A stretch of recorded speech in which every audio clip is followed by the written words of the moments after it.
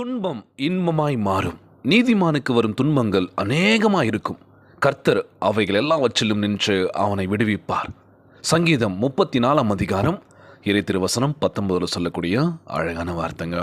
என் அன்பு சகோதர சகோதரிகளே, ஆண்டவர் நாமத்திற்கு சோத்திரம். தினம் ஒரு ஜப வழியாக பேசிக்கொண்டிருப்பது உங்கள் அன்பு சகோதரன் பிரபு. நீதிமானுக்கு வரும் துன்பங்கள் அநேகமாயிருக்கும். கர்த்தர் அவைகள் எல்லாவற்றிலும் நின்று அவனை விடுவிப்பார் என்று வாக்குத்தத்தத்தை கொடுத்திருக்கின்றார். அன்பானவர்களே, யார் அந்த நீதிமான்? ஏற்ற காரியத்தை செய்து ஆண்டவரை பின்பற்றுகின்றவனா நீதிமானா இருக்கின்றான். ஒருவேளை இன்று நீங்கள் நான் நீதியாக வாழ்கின்றேன், யாரையும் புண்படுத்தவில்லை, யாருக்கும் தீமை செய்ய நினைத்ததில்லை, ஆனாலும் மக்கள் எனக்கு விரோதமாக எழும்புகின்ற பொழுது மனசு ரொம்ப சங்கடமாகவே இருக்கலாம். என்னடா இது அப்படின்ற மாதிரி இருக்கும்ல. நீங்கள் உடைந்து போன தருணத்தில் கூட ஆண்டவராக இயேசு கிறிஸ்து கவலைப்படாத, நான் இருக்கேன், ஆண்டவர் தாமே உங்களை எல்லா துன்பங்களிலிருந்தும் இன்று விடுவிப்பாராக. அதனால் வாழ்க்கையில் பிரச்சனைகள் வரதான் செய்யும். ஏன்னா நம்ம நல்லவங்களாக இருந்துட்டாலே ஒரு சில பேருக்கு பிடிக்காதுல்ல. ஏன்னா நல்லவனாக இருக்கானே, எந்த தப்பு பண்ண மாட்டானே, நம்ம தான் தப்பு பண்ணிகிட்ருக்கோம், அவனை உள்ளே இழுத்து போடுவோம் அப்படின்னு சொல்லி நம்ம நல்ல வழியில் தான் போயிட்டுருப்போம். திடீர்னு என்ன ஆகும், நம்மளுடைய மைண்டை மாற்றுறதுக்கான விஷயங்களை பண்ண ஆரம்பிப்பாங்க. ஸோ நம்மளுடைய முயற்சிகளாக இருக்கட்டும், நம்மளுடைய எண்ணங்களாக இருக்கட்டுமே, ஒரே நேர்கோட்டில் இருக்கணும்ல. ஆண்டவராக இயேசு கிறிஸ்து நமக்கான ஒரு பாதையை கொடுத்துருக்காருல்ல, அந்த பாதையை நோக்கி போகலாமே. நீதிமானுக்கு ஒரு துன்பங்கள் அநேகமாக இருக்கும். பார்த்தீங்களா, துன்பம் துயரங்கள் வாழ்க்கையில் கண்டிப்பாக இருக்கும். அது இன்பமாக மாற்றுகின்ற வேலை யார்கிட்ட இருக்குது? நம்மக்கிட்ட தான் இருக்குது.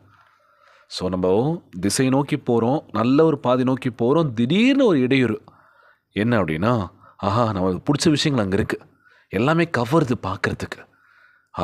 எத்துக்கலாமா வேணாவா அப்படின்னு நம்மளை மைண்டு மாற்றுறதுக்கான விஷயங்கள் நிறைய இருக்குது. கொஞ்சம் நம்ம தடுமாறிட்டோம் அப்படின்னா நம்ம இலக்கு அடையிறதுக்கு ரொம்ப சிரமமாக இருக்கும். என்னடா இது நல்ல ஒரு மைண்ட் தாட்டில் இருந்த நல்ல விஷயத்தை நோக்கி ஓடிட்டு இருந்தேன், திடீர்னு சாத்தான் உள்ளுக்குள்ளே பூந்தா மாதிரி இருக்கும்ல. ஸோ இன்றைய நாள் நம்ம ஆண்டவராகிய இயேசு கிறிஸ்து, நீ நல்ல திசை நோக்கி ஓடுகின்ற பொழுது உனக்கு எந்த பிரச்சனையும் இல்லைப்பா. திடீர்னு யாருன்னா உன் மைண்டை மாற்றும் போது தான் நீ மாறிடுற, அதுலேருந்து வெளியே வந்துடுற. யார் என்ன சொன்னாலுமே கண்மூடித்தனமாக நம்பிடாத, நிதானமாக யோசி என்ன நடந்திருக்கும், என்ன விஷயங்கள் இதுவாக இருக்கும் அப்படின்னு சொல்லி. இனி எத்தனையோ குடும்பங்களில் பிரச்சனை வர்றதுக்கான காரணம் என்ன அப்படின்னா, யாராச்சும் ஏதாச்சும் சொல்லிட்டாலும் என்ன ஆகுது, அதை விசாரிக்காமலே, அது என்ன நடந்ததுன்னு கேட்காமலே பிரச்சனைகள் வர ஆரம்பிக்குது குடும்பத்துக்குள்ளே. ஆமாவா இல்லையா? பண்ணியிருப்பாங்களா, நடந்திருக்குமான்னு சொல்லி யோசிக்கிறது இல்லை. இப்படி பண்ணிட்டியா அப்படி பண்ணுறது பிரச்சனைகள் அதிகமாகுது. எத்தனையோ குடும்பங்கள் பிரிஞ்சிருக்க காரணம் என்ன அப்படின்னா, இந்த வாய் சும்மாவே இருக்கிறது இல்லை. அடுத்தவங்க சொல்கிறத கேட்டு நம்ம என்ன பண்ணுறோம், ஆடிட்டு இருக்கோம்ல. அது வேணாங்க. குடும்பத்துக்குள்ளே பிரச்சனை வரக்கூடாது, சந்தோஷமாக இருக்கணும் அப்படின்னா உங்களுக்குள்ளே ஒரு அண்டர்ஸ்டாண்டிங் இருக்கணும்ல, ஒரு புரிதல் இருக்கணும்ல. ஸோ இன்றைய நாள் நம்ம ஆண்டவராகிய இயேசு கிறிஸ்து, உன் குடும்பத்தில் 3வது நபரை அனுமதிக்காத, யார் என்ன சொன்னாலும் கண்மூடித்தனமாக நம்பாத. உனக்கு தெரியும்ல, நீ யோசி, ஜபத்தின் மூலமாக ஆண்டவரத்தை ஒப்பு கொடுங்க. ஆண்டவரே இந்த மாதிரி நடந்துச்சா, நீங்கள் பார்த்துக்கோங்க அப்படின்னு சொல்லி அவர் ஜபத்தில் வச்சாலே போதும்ல. ஏசப்பா பார்த்து பாரு இல்லையா? அது மட்டும் இல்லாமல் நம்ம வாழ்க்கையில் ஜெயிக்கணும்னு நினைக்கிறோம்ல. என்னடா இது, போராடிட்டு இருக்கோம் இந்த விஷயத்துக்காக, கிடைக்குமான்னு சொல்லி பல வருடம் காத்துட்ருக்கோம் நம்ம, என்னடா இது அப்படின்னு சொல்லி. ஆனால் அந்த முயற்சிகள் ஒருபோதும் வீண் போகாதுங்க. முயற்சி மட்டும் விட்டுறாதீங்க. நேற்று தினம் மேட்ச் பார்த்துருப்பீங்களோ, ராஜஸ்தான் ராயல்ஸ் மேட்ச் பார்த்துருப்பீங்க. 14 வயசு பையன் வைபவ்னு சொல்லிட்டு 29 பாலில் 97 ரன்னு, அதிரடியான ஆட்டம். உலகமே அவனை பற்றி தான் பேசிகிட்டு இருந்தது. என்ன பதர் நீங்கள் இதை சொல்லிகிட்டு இருக்கீங்க ஜபத்தில் அப்படின்னு கேட்கலாம். சொல்கிறதுக்கான காரணம் இருக்குது. ஸோ மேட்ச்சுக்கு முன்னாடி ப்ராக்டிஸ் செக்ஷன் ஒன்று இருக்கும். ஆமாம் பிரதர், பயிற்சின்னு ஒன்று இருந்தால் தானே அவன் நல்லா ஆடினதுக்கான ஒரு விஷயம் இருக்கும் சொல்லுவீங்க. பயிற்சிக்கு முன்னாடி என்ன பண்ணான் அப்படின்னா, கிரவுண்டுக்கு வந்துட்டு ஸ்டெம்ப்பு முன்னாடி முட்டி போட்டுக்கோன்னா யோசிக்கிறான். இன்றைக்கி நம்ம மேட்ச்சை நான் ஜெயிக்கணும், என் டீமை நான் ஜெயிக்க வைக்கணும், நானும் நல்லா ஆடணும்.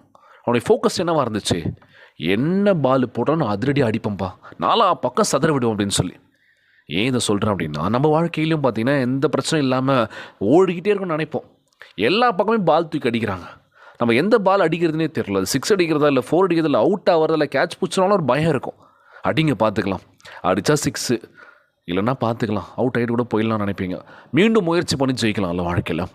ஸோ உங்களுடைய இலக்கு என்னவாக இருக்கணும்னா, நம்ம எதை நோக்கி ஓடுறோம், என்ன விஷயம் நமக்கு வேணும், பிடிச்ச விஷயம் வேணும், அதை நோக்கி ஓடுகின்ற பொழுது அதுதான் ஃபோக்கஸில் இருக்குமே தவிர, நடுவில் சாத்தானுடைய செயல் நிறைய இருக்கும்.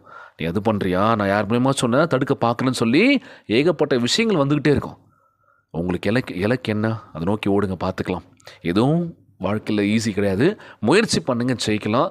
ஐயோ பிரதர் இப்படியே போயிடுமா என் வாழ்க்கைன்னு சொல்லி யோசிக்காதீங்க. இப்படியே போகாது, மாறும். மாற்றம் வரணும் அப்படின்னா நீங்கள் மாறுங்க. உங்கள் உள்ளத்தை தூய்மையாக வச்சுக்கோங்க, எண்ணத்தை தெளிவாக வச்சுக்கோங்க. இன்றைய நாள் ஜெபத்திற்குள்ளாக பயணிப்போமா? எங்களை மிகவும் அதிகமாய் நேசிக்கின்ற அன்புள்ள ஆண்டவராகிய இயேசுவே, இன்றைய நாள் வாக்குறுதி வசனத்திற்காக நன்றி ராஜா. அன்புள்ள ஆண்டவரே, துன்பத்தின் காலத்திலும் வேதனையின் நாட்களிலும் எங்களை தற்காக்கின்றவராக இருக்கின்றபடியினால் உம்மை சோத்தரிக்கின்றனப்பா. பொய்யான குற்றச்சாட்டுகளும் பயமும் எதிர்ப்பும் எங்களுக்கு விரோதமாக எழும்பும்போது உம்மையே முழுமையாக நம்புவதற்கு எங்களுக்கு உதவி செய்வீராக. ஆண்டவரே, என்னால் முடியாததை ஒவ்வொரு யுத்தத்தையும் எங்களுக்காக நீரே செய்கின்றீரப்பா. எல்லா கனியிலிருந்தும் தீய ஆலோசனையிலிருந்தும் சூழ்நிலையிலிருந்தும் துன்பங்கள் மத்தியிலிருந்தும் எங்களை பத்திரமாய் மீட்டு அருள வேண்டும் என்று ஜெபிக்கிறோம்ப்பா. எங்கள் இருதயத்தையும் சமாதானத்தினாலும் நீர் எங்களோடு இருக்கின்றீர் என்ற நிச்சயத்தினாலும் நிரப்பிட வேண்டும் என்று ஜெபிக்கிறோம்ப்பா. எங்களை பத்திரமாய் பாதுகாத்துக் கொள்ள வேண்டும் என்று ஜெபிக்கிறோம் ஆண்டவரே. உம் நியாயம் மேற்கொண்டு எல்லா பாரத்திலிருந்தும் குற்றச்சாட்டிலிருந்தும் முழுவதும் விடுவிப்பதாகப்பா. உண்மையே உண்மையாய் நேசிக்கின்ற ஆற்றலை கொடுங்கப்பா. எங்கள் வாழ்க்கையில் விடுதலையான ஒரு வாழ்க்கையை கொடுக்க வேண்டும் என்று கேட்குறோம்ப்பா. எங்கள் தேவையை நீர் சந்திப்பீராகப்பா. எங்கள் வாழ்க்கையை சாட்சியாக அமைய வேண்டும் என்று ஜெபிக்கிறோம்ப்பா. இந்த ஜெபத்தை கேட்டுக்கொண்டிருக்கின்ற அன்பு சகோதர சகோதரிகள், என் அன்பான உறவுகள் எல்லோரையும் பார்த்துக்கோங்கப்பா. யாருக்கு எந்த கஷ்டங்கள் துன்பங்களை கொடுத்துறாதீங்க ராஜா. நோய் நொடியினால் அவதிப்பட்டு கொண்டிருக்கின்ற ஒவ்வொரு சகோதர சகோதரிகளை உமது கரங்களால் தொட்டு நோயில் அகற்றி போடுவீராக. உம்மால் கூடாத காரியம் ஒன்றும் இல்லாண்டவரை எல்லோரையும் பத்திரமா பார்த்துக்கோங்க. இன்றைய நாள் ஜெபம் இயேசுவின் விலையேற பெற்ற நாமத்தினாலே ஜெபிக்கின்றேன் நல்ல பிதாவே, ஆமேன், ஆமேன். இயேசுவுக்கே புகழ், இயேசுவுக்கே நன்றி. மரியே வாழ்க. God bless you all.